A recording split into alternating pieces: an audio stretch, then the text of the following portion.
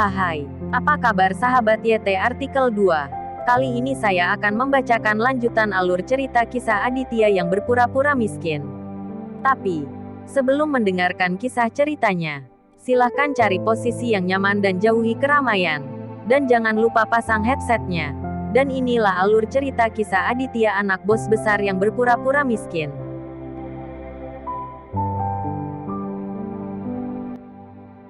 Episode 57. Kisah Aditya, anak bos besar yang berpura-pura miskin.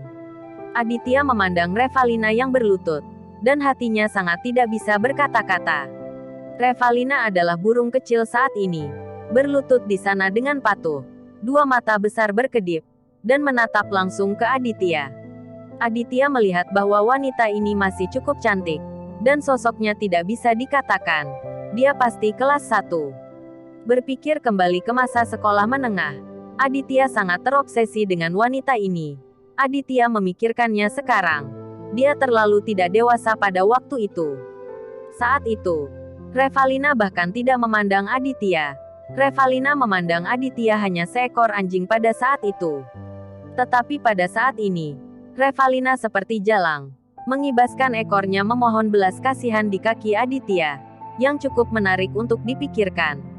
Revalina, bukankah kamu pikir kamu terlihat murahan sekarang? Aditya memandang Revalina dengan dingin, dan butuh waktu lama untuk mengatakan ini. Tapi Revalina tidak merasa malu sama sekali. Dia masih sangat pintar, dan dia sudah melihat bahwa Aditya jelas bukan orang miskin, apalagi orang yang tidak berguna.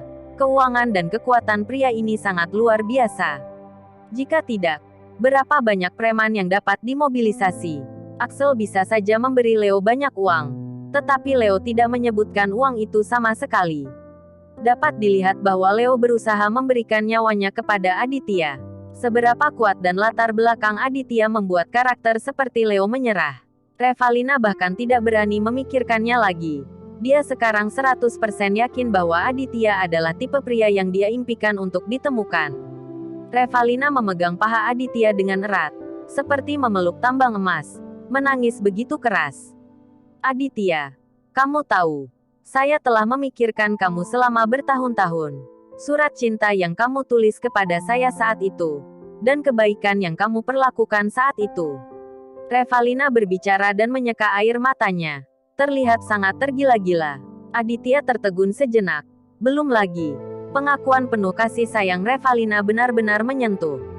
Jika wanita ini tidak terlalu banyak bertingkah ke Aditya sebelumnya, Aditya mungkin telah tergerak oleh kata-katanya sekarang. Hehe, benarkah? Aditya tersenyum dingin, menatap Revalina. Ketika Revalina melihat Aditya dan tidak mempercayainya, dia sangat cemas sehingga dia tidak tahu harus berbuat apa. Dan dengan cepat melanjutkan, tentu saja.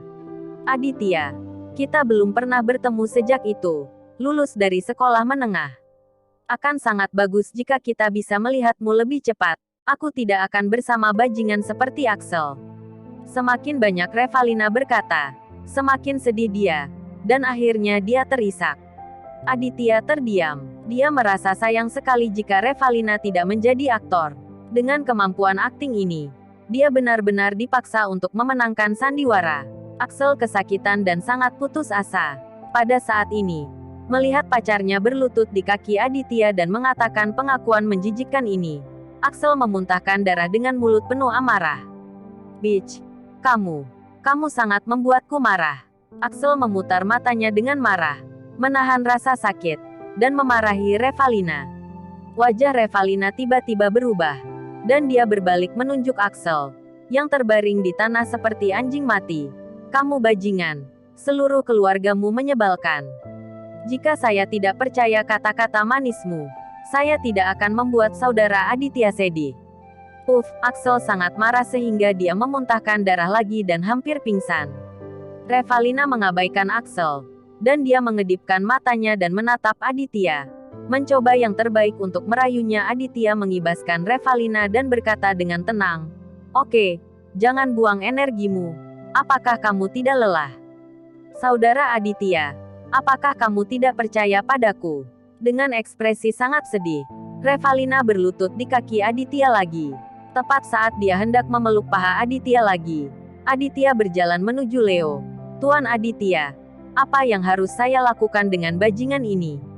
Leo dengan cepat meminta petunjuk Aditya. Seperti yang dikatakan Aditya, dia hendak masuk ke mobil dan pergi. Dia juga harus kembali ke rumah sakit ortopedi untuk menemui saudara perempuannya April. Leo mengangguk setuju, dan kemudian memerintahkan bawahannya. Jangan khawatir tentang 3 anak laki-laki ini, 2 gadis bawah. Ya, beberapa bawahan Leo setuju serempak, bergegas untuk menangkap Revalina dan Gracia, dan membawa mereka ke mobil. Revalina dan Gracia sama-sama ketakutan dan mati rasa. Jika mereka dibawa pergi oleh orang berandalan seperti Leo, itu tidak akan baik-baik saja. Apakah ada yang bagus? Mereka bahkan tidak bisa membayangkan apa yang akan terjadi selanjutnya. Saudara Aditya, apakah kamu begitu kejam dan mengabaikanku? Tolong aku, Revalina berteriak kepada Aditya. Dia benar-benar ketakutan saat ini. Aditya hendak masuk ke mobil, ketika dia mengerutkan kening dan berhenti. Ketika Aditya berhenti, Revalina dan Gracia sama-sama melihat harapan. Dan Aditya adalah penyelamat mereka. Saudara Aditya, tolong beritahu orang ini. Tolong jangan biarkan dia membawa kami pergi. Gracia menangis dan menyeka air matanya, gemetar dan memohon pada Aditya. Aditya berbalik dan menatap Revalina dan Gracia, berpikir bahwa mereka sangat sarkastik dan mengejek dirinya sendiri sebelumnya. Aditya benar-benar tidak ingin menyelamatkan mereka. Leo menjadi tidak sabar, dan melambaikan tangannya. Bawa cepat. Kebetulan klub rekreasi kekurangan teknisi. Mereka pasti akan menjadi kartu teratas di sana. Hehe. Ya. Saudara Leo. Beberapa dari bawahan Leo setuju. Berjalan dan menangkap Revalina dan Gracia. Revalina dan Gracia sangat ketakutan sehingga kali ini mereka benar-benar pingsan. Apakah mereka baik-baik saja saat tiba di klub? Berapa banyak laki-laki yang harus dilayani setiap hari? Itu masih pekerjaan yang sulit. Saudara Aditya, tolong selamatkan kami. Kami tahu kami salah. Kami bukan manusia. Tolong. Revalina menangis dan menamparkan mulutnya sendiri. Puluhan kali dalam satu napas. Wajahnya bengkak. Gracia juga menangis terseduh-seduh. Kak Aditya, aku tidak berani lagi padamu. Kamu bisa memberitahu Leo. Aku tidak ingin pergi ke tempat seperti itu. Gracia meniru Revalina sambil memohon pada Aditya dan menamparkan dirinya sendiri. Aditya mengerutkan kening ketika dia melihat penampilan malu mereka berdua saat ini. Akan terlalu banyak untuk mengirim mereka ke klub malam. Biarkan mereka pergi. Aditya mengatakan sesuatu dengan sangat santai. Kalimat ini tidak diragukan lagi seperti dekret kekaisaran. Dan bawahan Leo segera melepaskan Revalina dan Gracia. Seperti yang diperintahkan oleh Tuan Aditya. Hehe. Leo tersenyum jahat. Sebenarnya, dia hanya ingin menakut-nakuti Revalina dan Gracia. Dan dia tidak berniat melakukannya. Tetapi Revalina dan Gracia tidak tahu. Mereka berdua memiliki perasaan sepanjang sisa hidup mereka. Berterima kasih kepada Aditya berulang kali. Dan bersujud kepada Aditya. Aditya, jangan lari jika kamu memiliki keterampilan. Ayahku akan berada di sini sebentar lagi. Axel berbaring di tanah seperti anjing mati. Wajahnya berlumuran darah dan sangat malu. Dia berteriak kepada Aditya melalui gertakan gigi. Baru saja, anak ini memanggil ayahnya sementara yang lain tidak memperhatikan. Dilecehkan seperti ini oleh Aditya, Axel merasa lebih baik hidup daripada mati. Harganya terlalu berat, dia ingin segera membalas dendam. Bertahun-tahun kenakalan mengandalkan ayahnya.